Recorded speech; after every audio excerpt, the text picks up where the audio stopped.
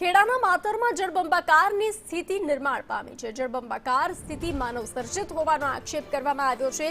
કંપનીઓના દબાણથી માનવ સર્જિત આફત સર્જાઈ છે। પાક નિષ્ફળ માટે કોર્પોરેટ હાઉસ જવાબદાર છે।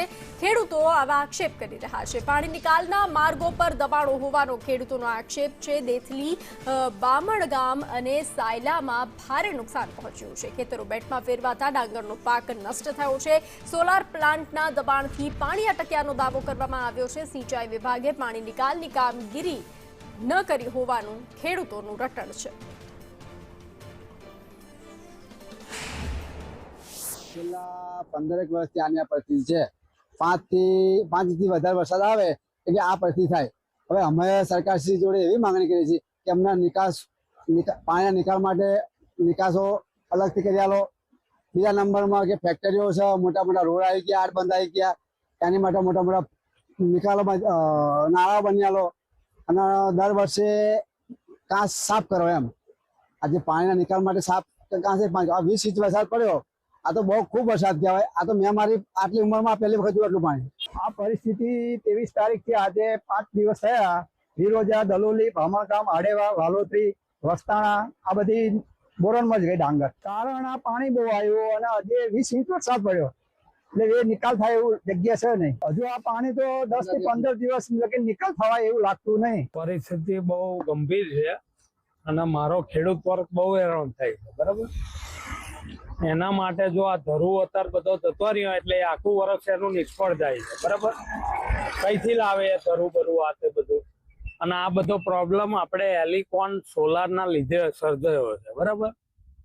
કારણ કે એને આજુબાજુ આ બધી દિવાલ મારી દીધી છે, પાણીનો કોઈ નિકાલ છે નહીં, બરાબર। તો એ કરશે તો આનું સોલ્યુશન આવશે, બાકી કોઈ એનો કોઈ બીજો કોઈ વિકલ્પ છે નહીં, બરાબર। એટલે એલિકોન વાળા જે હોય એમને તમે કહો કે ભાઈ આ પાણીનો નિકાલ કરે। ખેડા જિલ્લામાં વરસાદના ચોથા દિવસે પણ જળબંબાકારની પરિસ્થિતિ યથાવત છે। ખૂબ જ દયનીય હાલત સરહદી તાલુકા માતરમાંથી બહાર આવ્યા છે। ચોથા દિવસે પણ 10,000 થી વધુના વીઘાના જે ખેતરો છે તે પાણીમાં ગરકાવ આજે પણ દેખાઈ રહ્યા છે।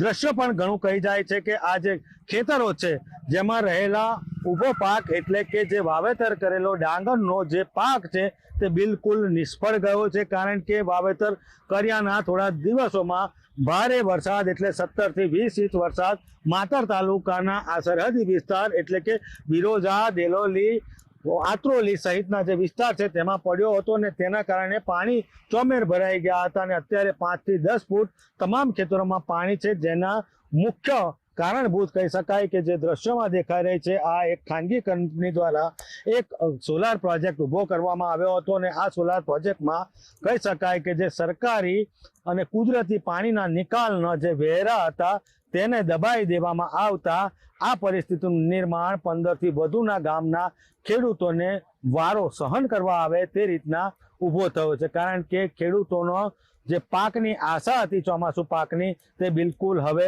નિષ્ફળ ગયો છે અને તે સરકાર પાસે અત્યારે વળતરની માંગણી કરી રહ્યા છે। ત્યારે ચોક્કસથી સ્થાનિક તંત્ર દ્વારા તાત્કાલિક આ ગામોમાં ખાનગી કંપનીઓએ જે વેરા દબાયા છે તેનો નિકાલ કરવામાં આવે તો ફરી વખત આ ખેડૂતોને નુકસાની વેઠવાનો વારો ના આવે। સંદીપ રાજપૂત સાથે સંદેશ ન્યૂઝ।